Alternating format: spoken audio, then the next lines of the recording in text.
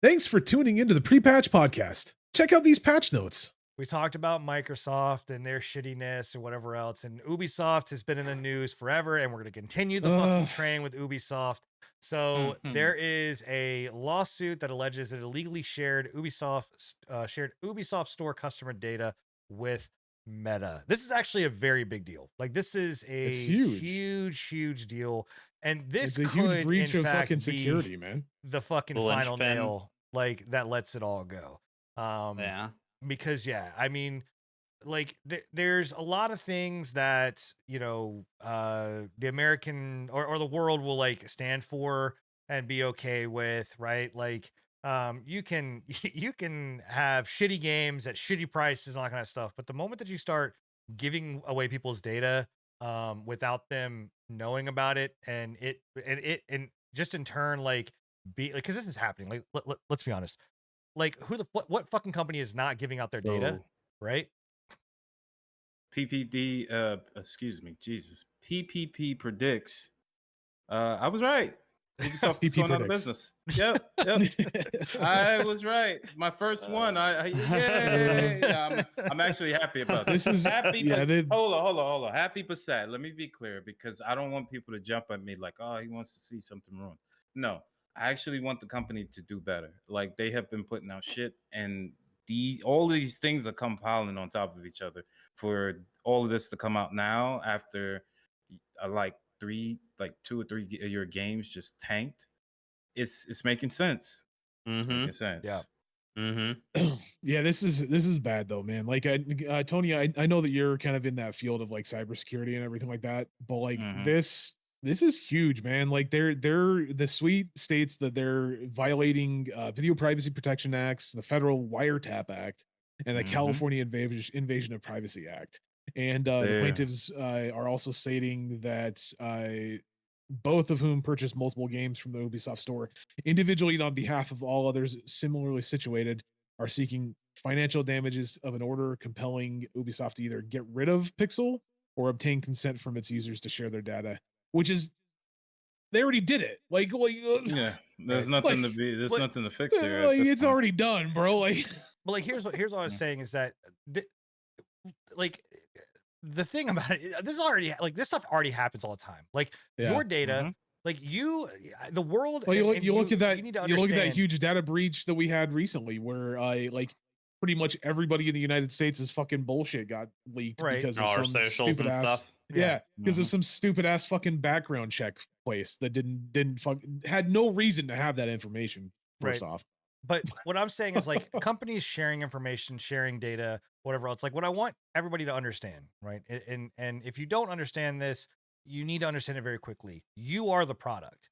You, like, anything that you buy, the moment that you go anywhere, the moment that you step into your car, you turn on your phone, you look at something, you say something, or whatever else, you yourself are the product and are being sold as such. So, you know, this kind of stuff happens all the time. The big thing is that it's in EULAs. So how they get around it is like, hey, like, you know, we are, you know, not gonna give your stuff away or whatever else. And we're gonna make sure that we vet what's happening. And that is in a EULA, which you sign, and it's, you know, you kind of sign your right away. What the thing here is that they didn't say that. They didn't put it out there, and they did it behind people's back illegally. And then they didn't tell you what they were selling. So that's why people are making such a big deal about this, is being like, hey, you sold our data and got rid of our data and shared our data without our permission. And that is a huge thing. Like, a breach is obviously a huge thing. People don't like breaches, but like, when you're giving it away or selling the way it, that I look at it, if you're gonna sell my data, at least give me a fucking kickback on it, man. Like, give me some fucking well, okay. Well, what if the kickback was shutting down X-Define?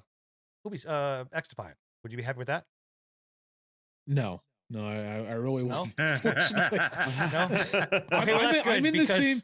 So I'm in the developer says it's same. not I'm in shutting the same route. I'm in the same route as fucking Tony, where I'm like, I don't want Ubisoft to fail, but I want Ubisoft to fail at the same time. I'm like, they want them to do better. They need to. I think there's only one way to get Ubisoft back in content. You know, in the straight and narrow, and that's to pull the fucking Final Fantasy 14 plug, and restart everything.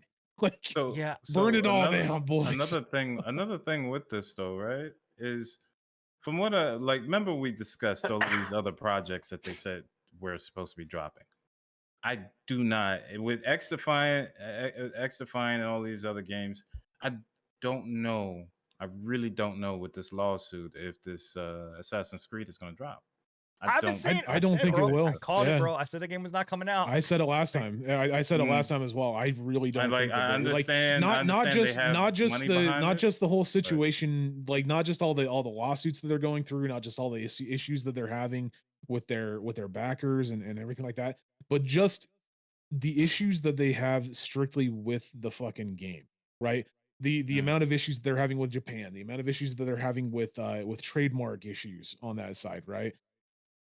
I don't think it's gonna release, right? And to get back on track with X Defiant, right? Like the thing that that made me laugh the most, I think, um, the fucking lead developer, I think it's the lead developer, right? Mark Mark Rubin. Rubin, yeah. Yeah. He came out with a statement. He's like, "Yeah, to be crystal clear, right now, there's or he didn't even say that. He said to be crystal clear, there are no plans to shut down after season 4. I've literally been in meetings as of last week to discuss our season 2 plans or our year 2 plans, right? I don't know if you remember this, but back when Diablo 4 and the whole we talked about it earlier, the FTC versus Activision and Microsoft, right? When that whole situation was happening, the lead developer of D4 was asked millions, probably hundreds of thousands, if not millions of times, is Diablo 4 going to be on Xbox Game Pass, right?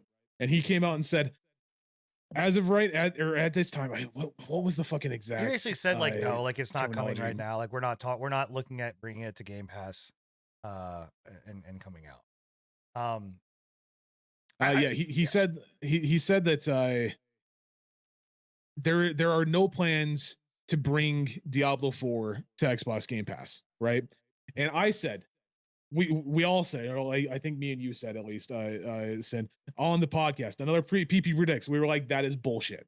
Because it's bullshit. as soon as they go to fucking Xbox, as soon as they go to Microsoft, he has no say in it, and that's exactly what happened, Yeah. right? So Mhm. I am calling right now. PP predicts that, and I don't want it to happen because I really do wish the X Defiant would get their shit together and actually like make a good product, right?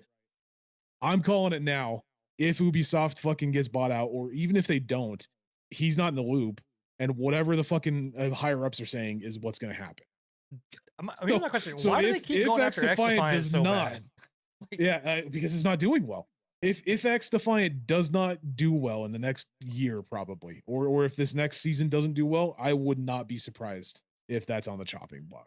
you think they'll Honestly, blame the gamers for it? You think they'll go in and be like, you know what, you yes, guys started yes, all these rumors 100%, about yes, us being fucking shut yes, they down and will. and it's your fault. With the recent shit from Ubisoft where they basically are like, yeah, player base, the shill player, or not the shill player base. What did they say? It was like the politically leaning player base is the reason why we are having so many issues, and we need to just not listen to them. Yeah, 100%. They'll just be like, yeah, we X Defiant did shittily because our player base were terrible people.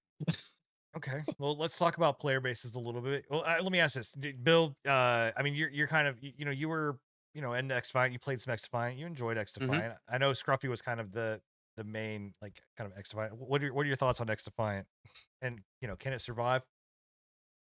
I'm confused by the whole situation myself because it had like a ridiculously strong launch. Yeah, I don't it know huge. really if did. it was for me personally. I stopped playing because of the technical issues. It wasn't The because the netcode game wasn't issues. fun. That's what a lot of people did. Yeah, Yeah, and I don't think that's still fully been addressed. So yeah. As far as I know, I don't think it it's has. on Ubisoft at that point because the game is fun. The game How is long has good. that been There was out? obviously a audience for it because it was one of the most popular games out when it released. It's also free to play in a market that is saturated by paywalled shooters. So they had that going for them. Everything was in their court. They just needed to release a stable product and they failed to do so. So Right. I don't want the That's game to fail, but if it's going to fail, it's going to be because Ubisoft isn't fixing what needs fixed.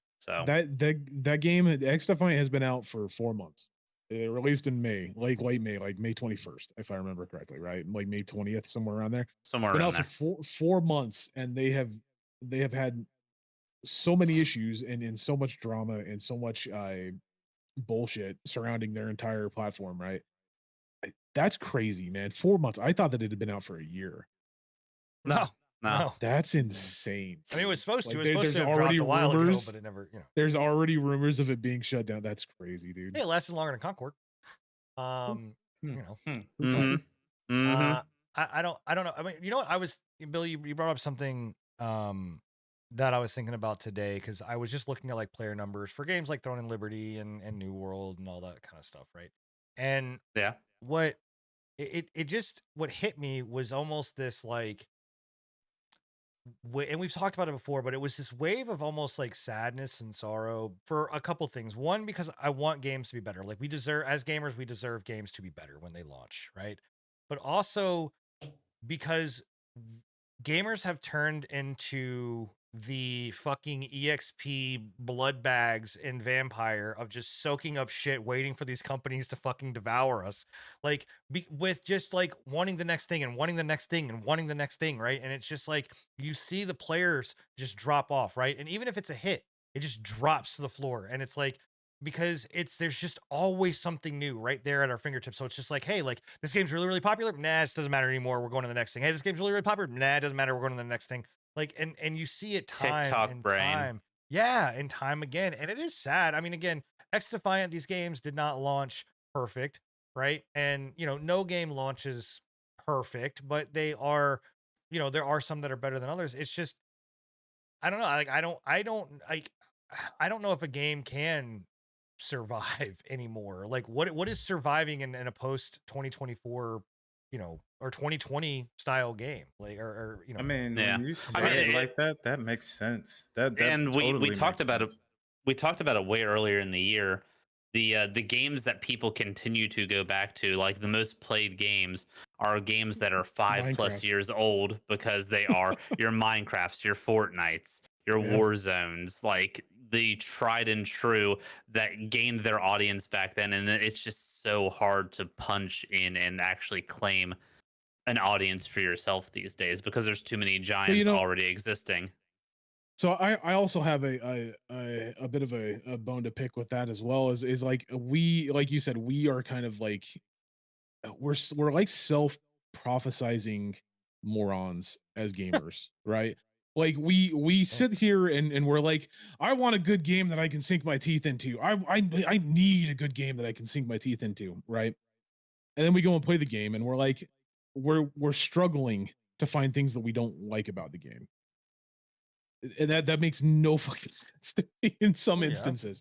At the same time, it's one of those situations of like these games are coming out more and more broken as the years go on. So like you kind of can't blame the gamers for being rather petty when it comes to like moving on to another title, because we've literally been trained that yeah, we're going to go in and play this game for a week. That's all the content it has. Let's go and play the next game until that game that we just left brings out the new content, right? Well, Like we've been trained for a I, long time on that. I also think that we, as a collective 4 and 5 on the podcast, are also just as much part of this problem Yeah, because yeah. think about like what we do as streamers, what we do as content creators. We are literally like the next game, On to the unless you're next Tony best and you play thing. Yep. you play Fortnite every fucking day. But then you're, you know, you're you no, but like I literally, it play is every. like it's we're like Or the Bill, next or game, the Bill next with game, his the Souls next game, likes. the next game, right? And it's just like we don't even like and here's the crazy thing. I even in my internally struggled. Like I am loving Silent Hill 2.